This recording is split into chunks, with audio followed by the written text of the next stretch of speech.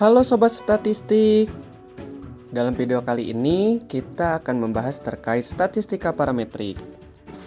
Statistika parametrik merupakan alat tes yang dipakai untuk menganalisa data kuantitatif dengan berpegang pada asumsi bahwa data penelitiannya mengikuti distribusi tertentu. Beberapa distribusi yang sering digunakan dalam analisis parametrik selain distribusi normal ada distribusi logistik, distribusi Poisson, distribusi eksponensial, dan lainnya. Selain itu juga, data yang akan dianalisis menggunakan metode parametrik harus berada dalam skala interval dan rasio. Yang biasanya dilakukan dalam pengujian statistika parametrik itu ada uji t-test, ANOVA, uji korelasi Pearson, dan uji regresi. Uji t-test itu terbagi menjadi 3 pengujian. Uji T1 sampel atau one sample t-test itu membandingkan rata-rata sampel dengan rata-rata populasi yang diketahui. Uji T2 sampel saling bebas atau independent sample t-test, yaitu membandingkan rata-rata dua kelompok yang berbeda.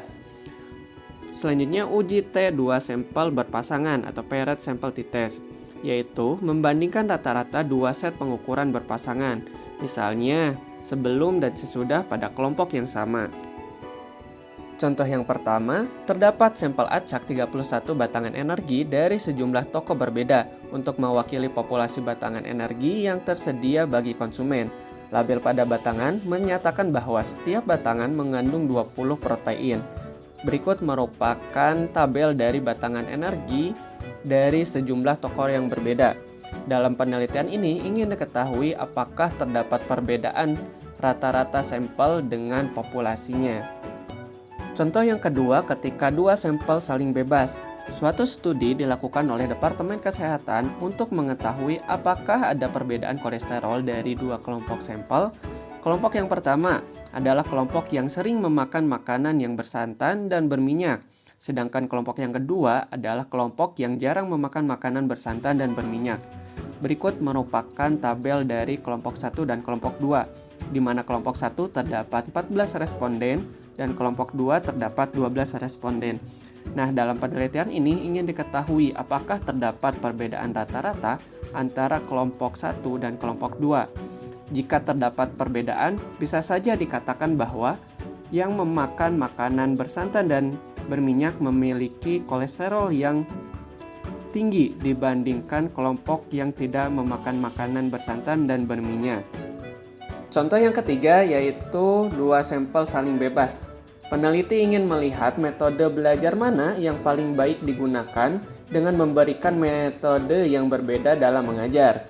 Subjek yang diteliti merupakan kelas 3 SD di mana metode belajar sebelum UTS diberikan modul saja, sedangkan setelah UTS diberikan modul dan video pembelajaran.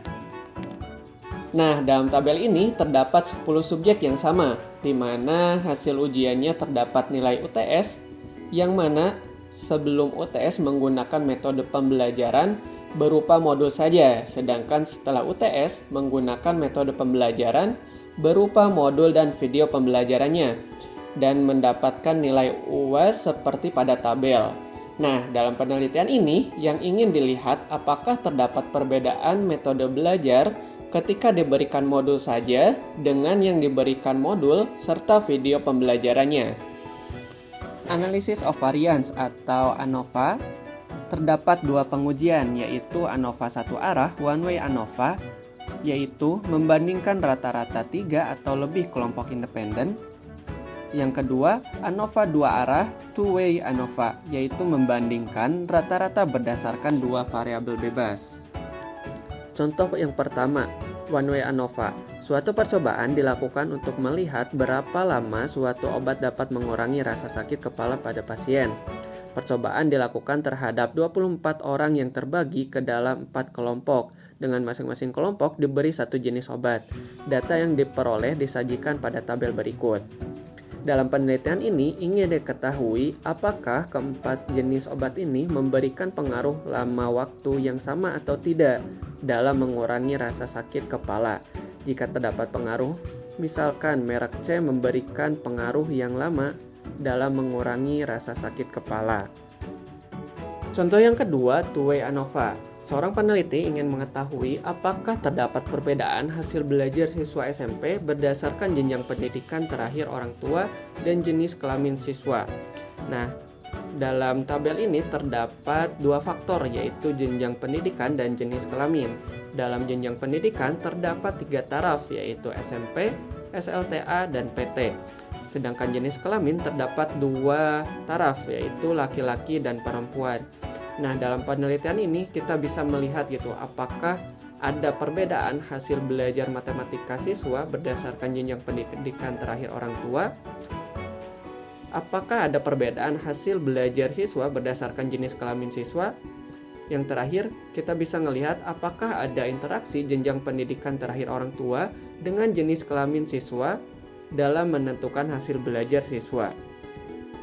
Selanjutnya, uji regresi. Nah, dalam uji regresi ini terdapat beberapa pengujian, di antaranya regresi linear, yaitu memodelkan hubungan antara variabel dependen dan satu atau lebih variabel independen. Dalam regresi logistik, yaitu memodelkan hubungan antara variabel dependen biner dan satu atau lebih variabel independen. Regresi Poisson yaitu memodelkan jumlah kemunculan suatu peristiwa dalam jangka waktu atau ruang tertentu. Datanya bersifat count dan mengikuti distribusi Poisson. Contoh yang pertama, regresi linear. Tabel berikut ini memberikan data mengenai tingkat pekerja yang keluar dari pekerjaan per 100 karyawan dalam sektor produksi dan tingkat pengangguran dalam sektor produksi di Amerika Serikat untuk periode 1960 sampai 1972. Catatannya, istilah keluar dari pekerjaan berkenaan dengan orang yang meninggalkan pekerjaan secara sukarela. Dalam tabel ini yang kita mention hanya tingkat pengangguran dalam persen sebagai variabel X dan tingkat keluar dari pekerjaan per 100 karyawan sebagai variabel Y-nya. Dalam penelitian ini, apakah variabel X mempengaruhi variabel Y atau tidak? Bila terdapat, kita bisa mengetahui seberapa besar pengaruhnya. Contoh yang kedua, regresi logistik. Didapatkan data tentang penyakit jantung koroner dari 1329 pasien yang diklasifikasikan berdasarkan kadar atau kolesterol serum mereka dan ada tidaknya penyakit jantung. Nah, dalam tabel ini tersedia ketika menggunakan serum kolesterol kurang dari 260 dan memiliki penyakit itu terdapat 51 orang Sedangkan yang tidak memiliki penyakit itu ada sebanyak 992 orang. Begitupun ketika menggunakan serum kolesterol yang lebih besar dari 260 dan memiliki penyakit itu terdapat 41 orang dan yang tidak memiliki penyakit yaitu 245 orang. Nah, dalam penelitian ini kita bisa melihat peluang pasien terkena stroke jika pasien tersebut menggunakan serum kolesterol dengan kadar kurang dari 260 atau sebaliknya. Uji korelasi Pearson atau Pearson Correlation Test yaitu mengukur kekuatan dan arah hubungan linear antara dua variabel kontinu. Contoh korelasi Pearson. Seorang manajer personalia ingin mengetahui apakah ada hubungan antara prestasi kerja seseorang dengan tingkat kecerdasan yang diukur dengan IQ dan motivasi kerja yang bersangkutan. Untuk itu, diambil 9 orang pekerja dan seorang supervisor. Diminta memberi penilaian pada tiap pekerja tersebut tentang prestasi kerja dan motivasi kerjanya. Berikut ini adalah hasilnya. Nah, dalam penelitian ini kita bisa melihat apakah tingkat kecerdasan memiliki hubungan dengan prestasi atau tidak. Terus, motivasi kerjanya dapat memiliki hubungan dengan prestasi kerjanya atau tidak.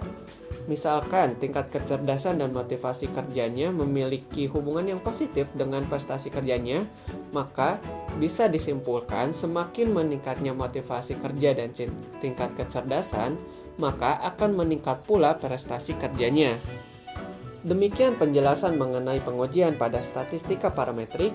Semoga bisa bermanfaat. Terima kasih dan sampai jumpa.